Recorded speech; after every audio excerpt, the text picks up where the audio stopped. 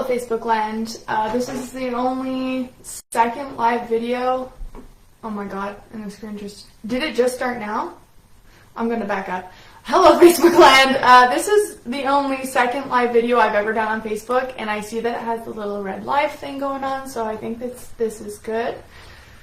So I just wanted to hop on a live and talk about what I mean when I'm talking about aversive versus appetitive motivation. Obviously, especially related to horses, because that's kind of what I'm doing a lot of right now. And, you know, if I go give a little bit of background and context, the reason that I'm doing so much with horses right now at this point of my life and stability and career, having trained animals, multi-species of animals with positive reinforcement now for over 17 years, I did get my start young, is because horse culture needs it the most. And, you know, most people coming into animal training from dogs, we know this stuff. And we've made so much progress in dogs, you're really hard pressed to find dog owners in a lot of places these days who've never heard of positive reinforcement, or, you know, have managed to avoid all exposure to it. And, you know, that's because it's been such a paradigm shift that's been successful. And I think horses are next, okay? So I'm not the only one out there, that's for sure.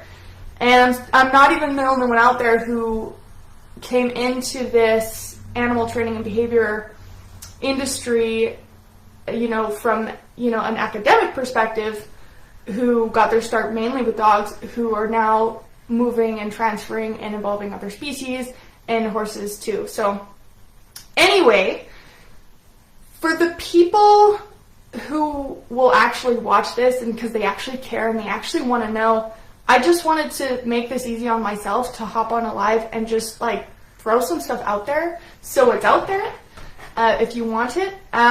Because aversive versus appetitive motivation and what that all means is technically my next video lesson that I have planned for the Buddy Project. But again, since deciding to make that a free resource and just like it's all doing this for free, my time, it's just going to have to take the time it takes. So, you know, formalized social media posts and video lessons, especially like the ones that I have and will continue to do, they just take up a lot of time. But this is easy. I mean, I can talk about this stuff for hours and hours, days and days and days, in fact.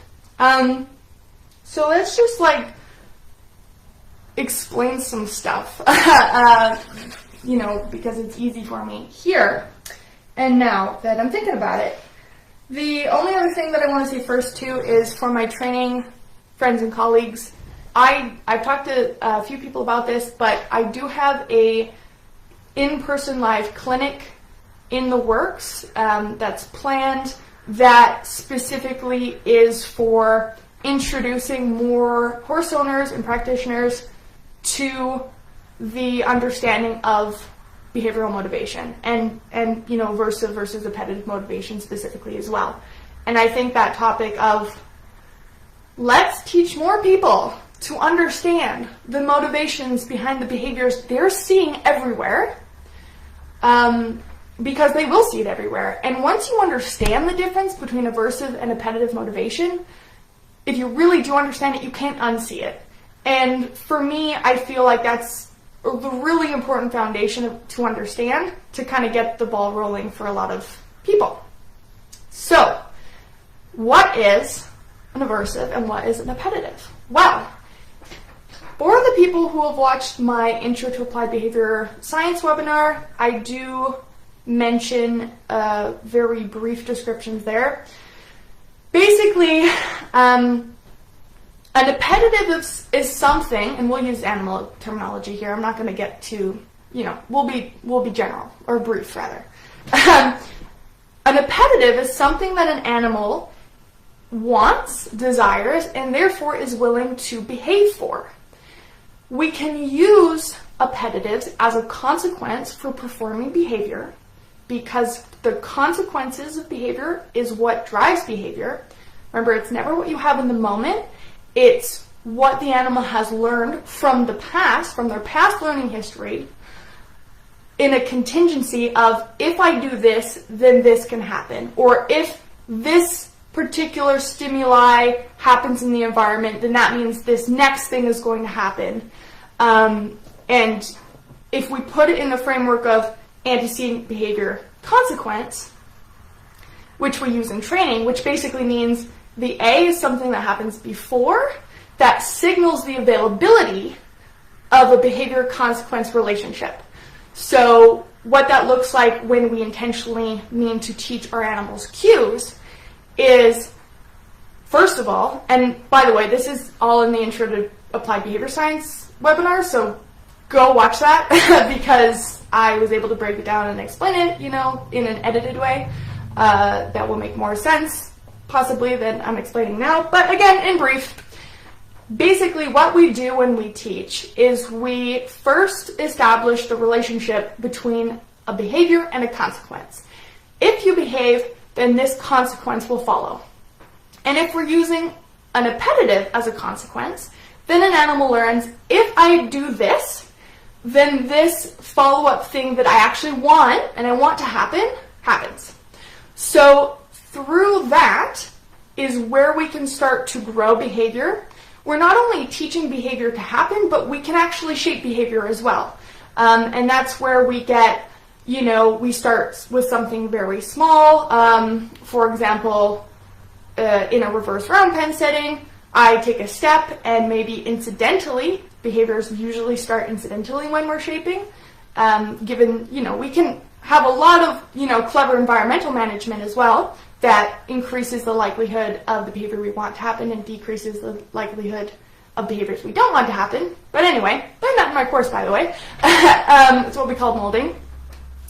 Basically, if we start initially making a relationship between an incidental behavior, like I take a step in the reverse round pen and you take a step in the reverse round pen, now I'm using my marker to bridge that association between the behavior or whatever just happened when I heard that sound is going to get me that appetitive that I want. So that's what the marker is doing, the click, if you really don't know where we're going with this. So, and that's all the click does. I really honestly hate the term clicker training. I don't like when people say, I only care so much, but when people say what I do is it's clicker training or treat training.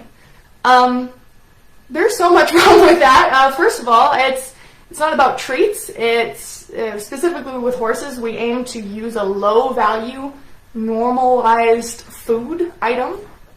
So, and the click is a mark which is literally just bridging in time. What I just did in my behavior is what opened that door to getting that food, the appetitive. So again, if we're shaping behavior and we're starting with, did I just get cut off? No, I didn't. If we're shaping behavior and we're starting with, I've captured, is what we call captured an incidental step, which is part of the behavior that I want and I want to build from. And then my horse is learning that step got me what I wanted. Then we can start building, okay, now you'll give me that step when I step, because that's the association we've made. How about 2 steps? How about 3 steps? How about 4 steps? And this is just a really, basic, simple example of how behavior can grow. And the reason it grows in this example is because the consequence is appetitive. The horse actually wants to do something to gain something. And that's that appetitive consequence. Now, aversives are, again, sort of briefly defined as something an animal wants to avoid, unpleasant or even just annoying stuff, anything like that an animal is willing to perform behavior in order to avoid. So escape or avoid. an example of this again with horses, which is my favoriteest example because it's so obvious to people who know what they're looking at and common, is lunging. You put the horse in a little pen, and they only have so many places they can go. We really intentionally set it up so they can't escape. That's our point. And then we introduce this big long lunge whip, and all of a sudden we have this lunge whip, we're manipulating this lunge whip, and the horse is moving away from it. Why is the horse moving away from it? It's because it doesn't want to be near it. It actually wants to escape and avoid that thing, which is inherently created to be aversive. Whips, if we're starting way back from a horse has never seen a whip before in their life, that's where this gets tricky, because horses, like, there's so little horses that are raised from, day one, and, with less stress in their mother's womb, because they've also been trained without aversion, and then, so little horses are raised from day one, having never had those experiences. So for the vast majority of horses, they're already so learned in having associations with things like whips to mean that they're an aversive. But even if we start way back from a horse who's never seen a whip before in their life, these things are created to be inherently aversive. When you have a big, long, spindly stick, like a twig, or, a branch on a tree that a horse might naturally spook at to begin with, and then you get this long, dangly line, like that's immediately, inherently, something suspect that a horse is going to naturally be inclined to want to avoid.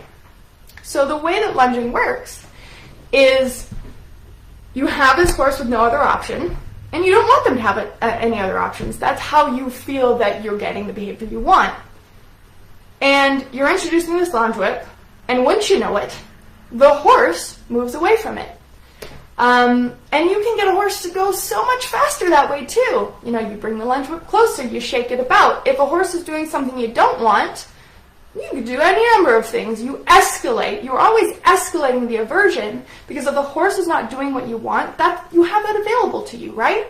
So you shake it. Of course, a whip can always be used to actually make contact. There's no end to the aversive intensity that you can use to stop or prevent a horse from doing what you don't want until they do what you want. And here's what's called pressure and release. Here's how it works. All of a sudden, you have a horse who learns that, yes, I'm going to move away from this whip. And if I move away from this whip in the way that I can, depends how, actually consistent the handler is. If I move away from this whip in such a way that I've learned enough of a consistent pattern, then this person's going to not have to chase me around with the whip anymore. They're going to back off. Over time, what aversive motivated and aversive produced behavior can look like is you might get someone who is able to stand in the middle of a round pen with a horse that goes around and responds to those cues, and they might not even have to have the lunge whip. The reason for this is just the same as fading away food as an appetitive consequence, meaning that the horse has already learned what could be a consequence for not doing what they learned to do, because they're trying to avoid, because they're already behaving because they wanted to avoid what could have been the consequence so much that they do. And that's what fading these things looks like. So don't be fooled that when a horse all of a sudden needs, gentle pressure or light aids, or, the dog with the shock collar, well, they only need to hear the warning beep now, and it stops the behavior. That's not bad, right? They're not getting actually shocked to the neck. They're just getting a beep. Why do you think that works that way? It works that way because of a learned history of what could be. And what could be is effective enough in an animal's mind that they're going to continue to behave in a way that avoids those potential things from happening. On the other hand, you can fade away an appetitive consequence, and an animal will still continue to behave if you've shaped it, appropriately, in anticipation of what they could get. These things are very different. So, backing it up to the central point of what the hell are you talking about, Miranda, when you're talking about aversive versus appetitive motivation? And why are you, shitting on these, these handlers with their horses who, don't need the whip anymore, or, they just need a bit of pressure. Why is this a bad thing? It's not really hurting them, is it? Well, sure, maybe not on the outside or physically. People who know what they're looking at, see it clearly on the outside. But that's why. Basically, aversive motivation is an animal who's working and performing and therefore can learn behavior because they're trying to avoid something. They're trying to avoid something, or they're trying, you produce the behavior by introducing a situation that they don't want, and they learn how to escape it. If I bring the lunge whip close to your butt and you go faster, you've learned how to escape that proximity to that scary thing that you wanted to get away from. That's how I've made my behavior. That's how I've gotten what I wanted. That and the fact that you only have so many options. There's a reason you don't need to reduce options when you're using appetitive motivation. I don't actually want my horse or my other animals to be devoid of other options. This is a form of coercion. You're basically saying, if we bring back to the round pen example, you're saying, look, you have a choice. You can do what I'm forcing you to do, because or you cannot, and I'm still gonna make bad things and unpleasant things and things you don't want to happen for you anyway. That's your choice. On the other hand, you have a situation where, and I'm not going to go too much into detail on the different levels of choice. Obviously, that's one, version of choice, which is, look, you can do what I want you to do to get what you want, that I'm making you, have to want, because I'm introducing the things you don't want and you have to avoid. Or you cannot, and those bad things are still going to happen. That's your choice.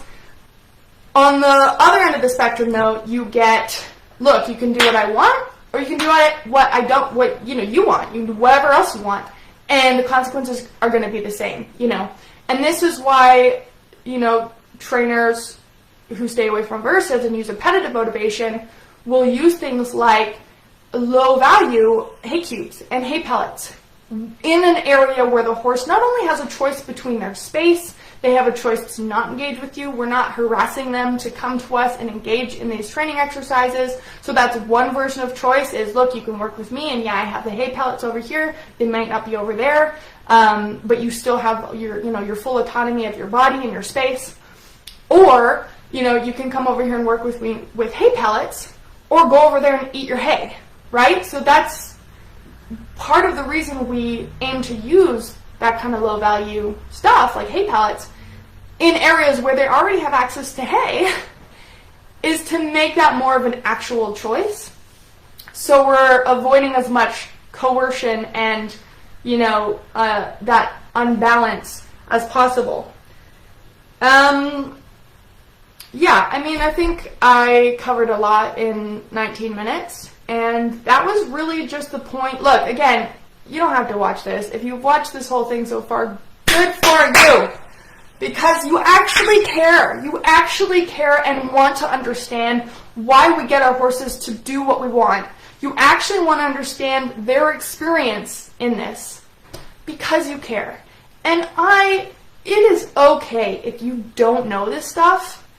There's a reason why people like me have dropped thousands of dollars to access this kind of information and then turn around and are professionals in our industry to teach other people about this, okay? It's not your fault to, not know this stuff.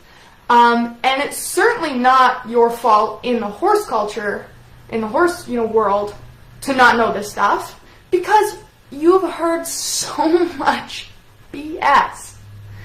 that's so normalized with horses because it comes from a very traditional place. It comes from as traditional a place as dog training used to be, right? And that's kind of, brings it back full circle to where I started with the people who have been involved in the progressive paradigm shift in dogs when, most shows, competition obedience, we have people alive today, they're not even that old, who 30, 40 years ago had a choke chain on their dog who would never dream of doing it now because we all kind of learned and grew, and when you know better, you do better. There's that famous quote, right? Mary Angelou. Did I just forget her first name and called her Mary?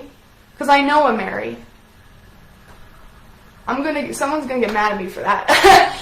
Anyway, if that's wrong. Sorry. Anyway, I should look it up right now. Anyway, the point of this live is over. You don't have to keep watching. I hope that covered or, taught you a little bit about the difference between aversive and appetitive motivation and what those things look like when you're starting to produce behavior, when you're starting to teach an animal what you want them to do, and what it can even look like later, and why people like me can see behavior and know how it was produced. And even though you just need a little tap with the whip, even though you don't need to have it anymore, even though now you can just raise a hand and get your horse to do all these fancy things, it's not impressive to us. It actually just makes us sad. And maybe one last thing before I hop off this live now that I'm thinking about it is,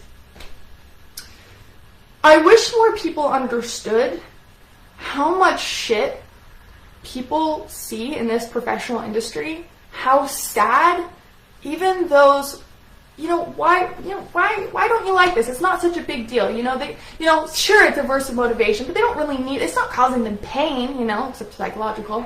It's not that bad. Like, why don't you go after the real abusive, handlers and stuff like that? Well, that's the thing. That's how trauma works. We see so much shit. And it is so painful and so hurtful what we see in this industry. It doesn't matter what species. God forbid you do a lot of work in rescue. You see horrible shit.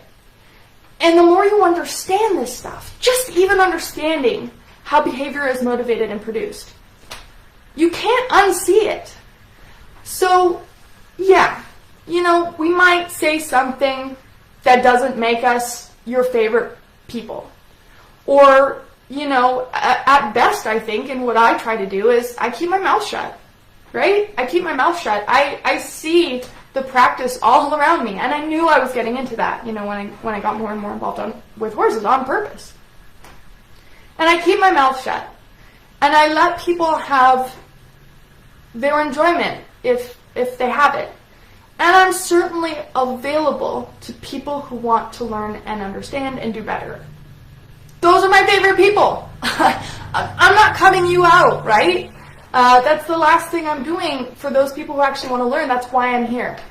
I want people to be able to learn and have access to that kind of stuff. That's part of why the Buddy Project is free now, right? No barriers.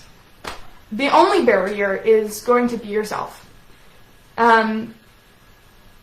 But yeah, we keep our mouths shut. We see things that, doesn't look too bad from the outside.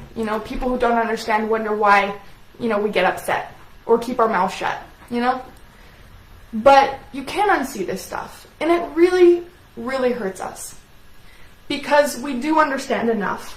We do understand how to perceive these things from the animal's point of view. You don't unlearn that. So yeah, it's hard to see.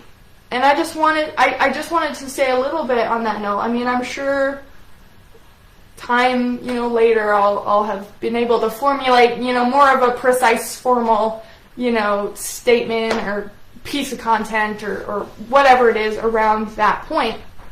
Because it's a big one. I saw a meme come up the other day. It was just like words written on a piece of paper, in a photograph, so that makes it a meme now.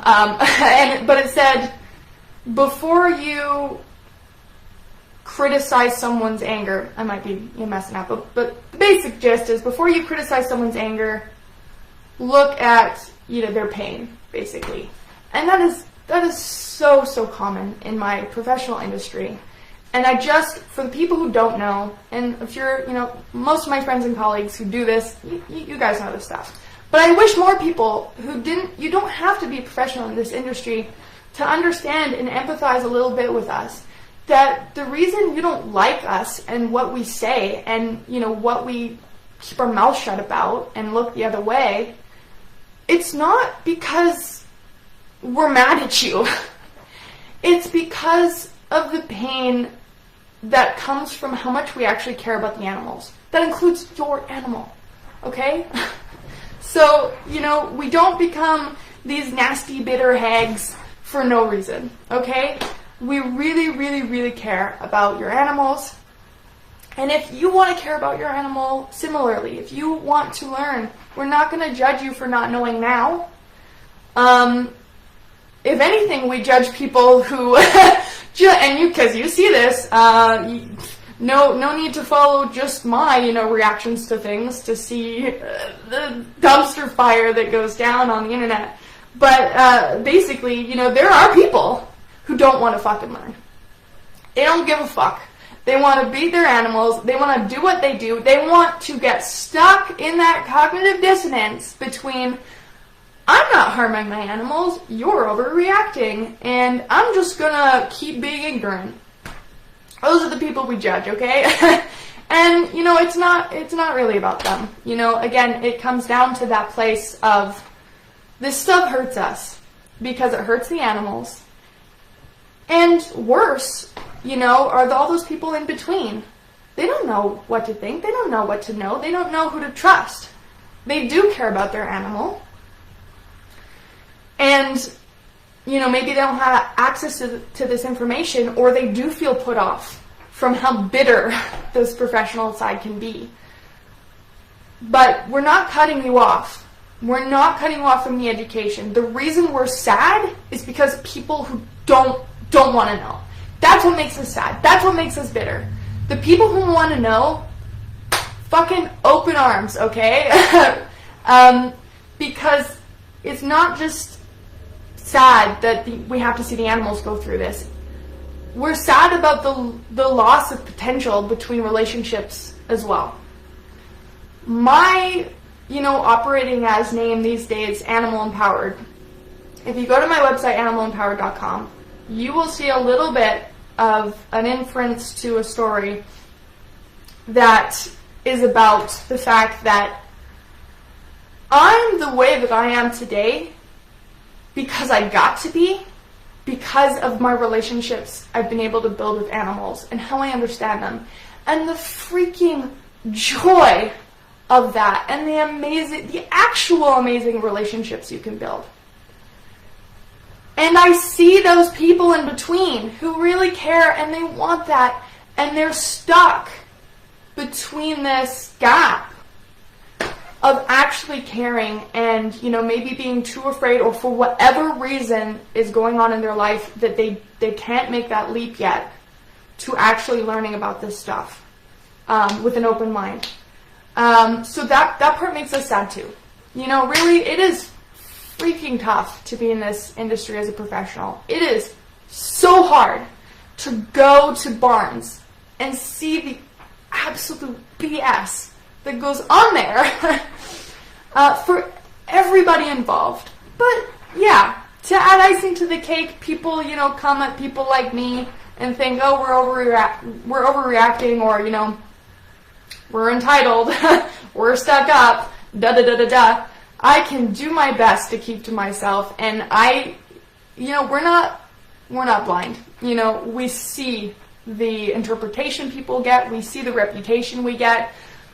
It's not going to stop us from having a good relationship with our own animals and doing what we do, and being available for people who want to learn. That's really the important part.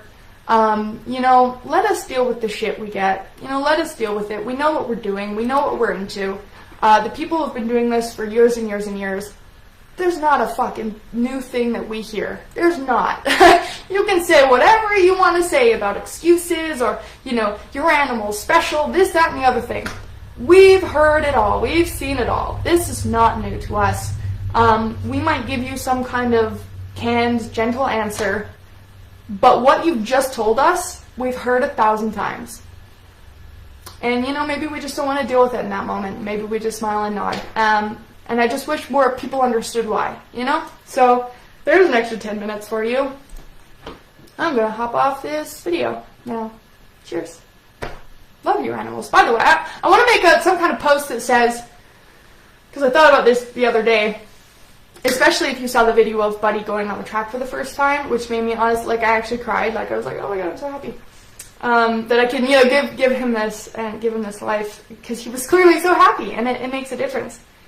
I want to say, when your animals are happy, the more happy your animals are, the more happiness they have to share back with you. So make your animals happy. Because what did you really want as a kid when you wanted to be around animals and be around horses and you loved them? You really did love them as a kid. Something happened between then and the absolute bullshit that you got fed. And I just want you to bring it back to this fundamental, idea. The more happiness that your animal experiences, the more happiness they have to share back with you. And that's what you really wanted, okay? So, cheers.